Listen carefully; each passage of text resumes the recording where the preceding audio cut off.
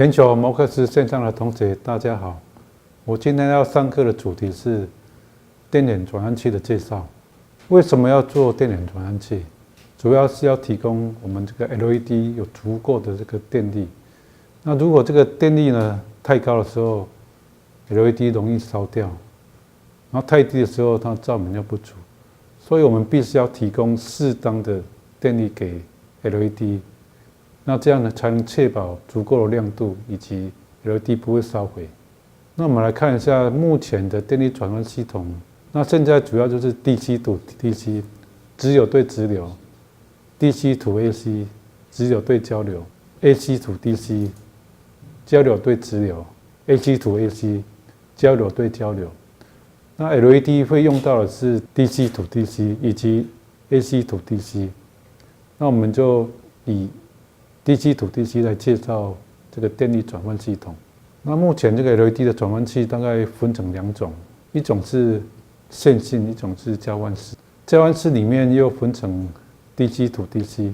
那大概主要的技术大概包括 buck 做降压 ，boost 做升压。然后 AC to DC 主要是 flyback 的架构。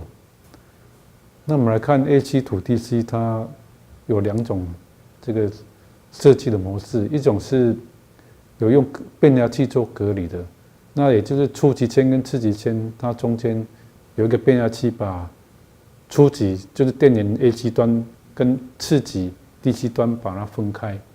那这样它的优点是会比较安全，因为次级间它并没有高压。那另外一种是没有隔离，就是直接高压进来以后直接经过降压，然后就推出去。那通常这个地呢，初级端的地跟次级端地是会在一起，所以这种方式通常在次级端的地端，你有可能会接触到电源的火线，有可能会触电。那我们来看一下 DC to DC 的转换器。那我们首先来看 regulator， 那个 regulator 中文翻译成调节器，那它是一种线性的，然后 low cost 的，然后低杂性的一种转换器。那它的缺点是效率比较差，那优点是它很容易使用。它一般有3只脚，一个进，然后中间是接地，最旁边的那个输出，所以它非常适合用在低功率的系统里面。那我们接着来看这个交换式。交换式基本上它周边的元件比较多，所以它的 cost 呢比较高。那因为它是交换式的，会产生杂讯。它的优点就是它的效率蛮高的，所以它一般适合比较高功率的转换。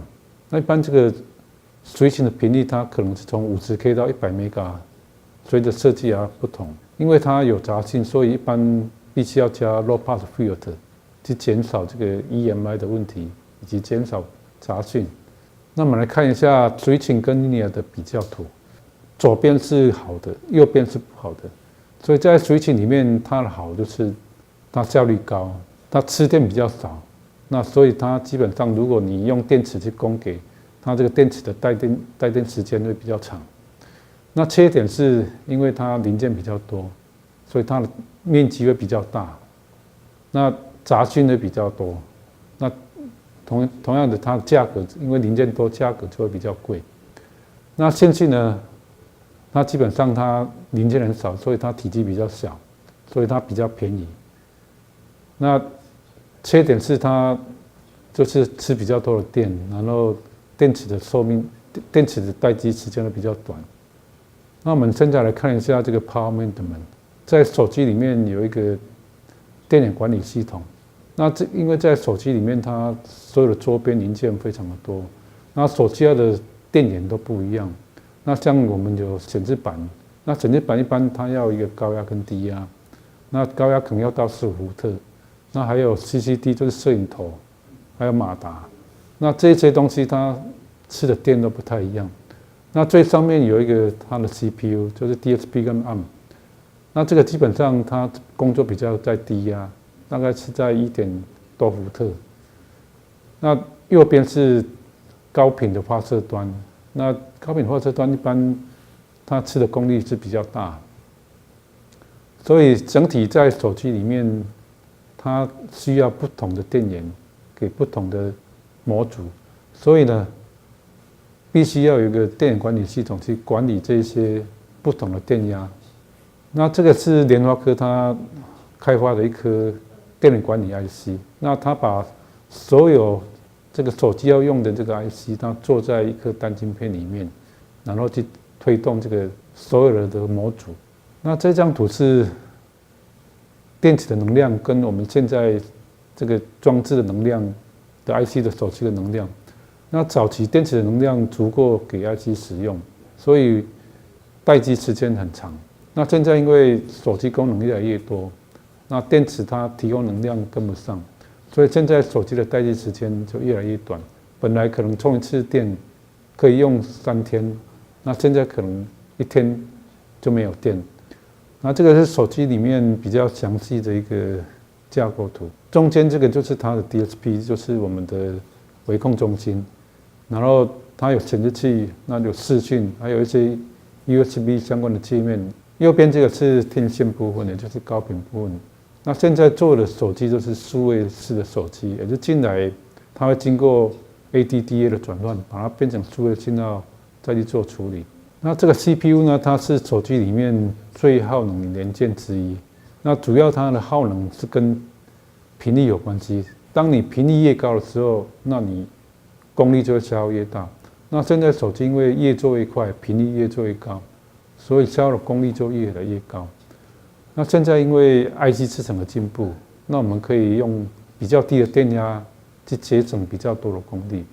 那这个电压跟功率的消耗比例，它是一个平方比，也就是说，当你电压降1半的时候，那你消耗功率是节省了4倍。所以现在所用的电压都用得很低，大概1.多伏特。那未来有可能会降到0.几伏特。那这个是显示面板。那一般显示面板它会包括2个主电压，一个是低压，低压是一些 IC 的控制端，然后另外一个是高压，高压就是要推动面板的电压。那面板在手机里面，它吃的功率也是相当大，那一般大概超过100mA以上。那我们来看一下转换器里面的一些电器规格。那这个是 Linear Regulator， 那也就是我们的声音调节的一个参数。那这个参数的定义是，当你输入在变化的时候，输出产生多少变化。那我们希望输入变化的时候，输出不要变，那这样它是产生一个稳定的输出。所以它的定义就是 delta V in 比上 delta VO。我们接着再看 load regulation， 也就是负载调节。那负载调节就是说，当我负载在变化的时候，那也希望这个输出的这个电压是不要变。也就是说，当你抽100mA的时候，那我抽成200mA的时候，那这时候电压都是可以一样的。那这时候这个调节性就是非常好。所以它的定义就是 delta IO 除上 delta VO。那当你这个 delta IO 在变化的时候 ，delta VO 没有变化，那这时候就是代表 load regulation 非常好。我们接下来看这个 power supply rejection ratio， 这个电源转换器呢，里面对这个 LINPO 或者是对杂讯它的排除能力。那当你输入中有一个 LINPO 在变化的时候，那输出呢，经过调节器以后，它会把它降下来。那如果降的比例越高，代表你这个 rejection ratio 越好。所以它的定义就是输入的 LINPO 除上输出的 LINPO， 所有 frequency domain 里面的频率。我们接下来看一下 output noise。output noise 就是我们输出的杂讯。这个定义是当你输入没有 LINPO 也没有杂讯的时候，那你去量它输出的杂讯有多少。那一般我们简单的做法就是在输入端直接把它短路，然后看输出端它的杂讯有多大。我们接着来看一下这个温度系数。温度系数的定义是温度变化量，然后你输入电压的变化量。所以温度会从 T2 到 T1 这样有一个变化，那你的输出电压也会变化。那这样这时候的变化量就是我们的温度系数。那温度系数一般定义用一个 ppm 去定义 ，ppm 是100万分之一。那我们接着来看一下例子啊。那假设说100 ppm 就是10的负4次方。那当你输出1伏特在25度的时候，然后你这个装置是200 ppm， 那这时候温度达到125度的时候，你的输出电压会几伏特？这时候我们把它倒进去，200乘上它的 delta， 就是你的温度差是差100度，所以这时候呢，它是0.02，然后1伏特减0.02，就是它电压会掉到9.98。所以这个 ppm 如果越小，代表说你受温度的影响就越小。看一下这个水群的 DC to DC 的转换，那目前大概主要有3个技术，一个是 buck 是降压，就是输入电压会比输入电压高。那第二个是 boost， 输出电压会比输入电压高，就是做升压。那最后一个是不是 boost， 它可以升压或者降压都可以。那我们首先来看一下 buck 的基本结构。那基本上它有一个 power mode， 那 power mode on 的时候，它会对这个电感充电，然后等 power mode off 的时候，这个电感就会释能出来。那我们来看一下它的分解动作图。那上图就是 power mode on 的时候，这时候呢，输入会对这个电感 L1 去充电，然后从此提供能量给输出。那 off 的时候呢，这时候电感会释放能量，然后D1 二极体它会导通，那使得这时候的输出能量可以继续提供给负载。那我们接下来看 boost converter， 那它们的结构不太一样。boost converter 它的 power mode 是并在这个输入端，所以呢，当你这个 power mode on 的时候，一样电感会充电，但是这时候 D1 它是 off 掉的。那当这个 power mode off 掉的时候呢，这时候输入跟电感上的电压会相加，然后做增压的动作到输出端。那我们来看一下这个分解动作。on 的时候呢，这时候输入会经过 L1， 然后到 T1 去充电。那这时候这个二极体 D1 它是截止掉的。那下图是 off 的时候 ，off 的时候呢，这个 power mode 是关掉。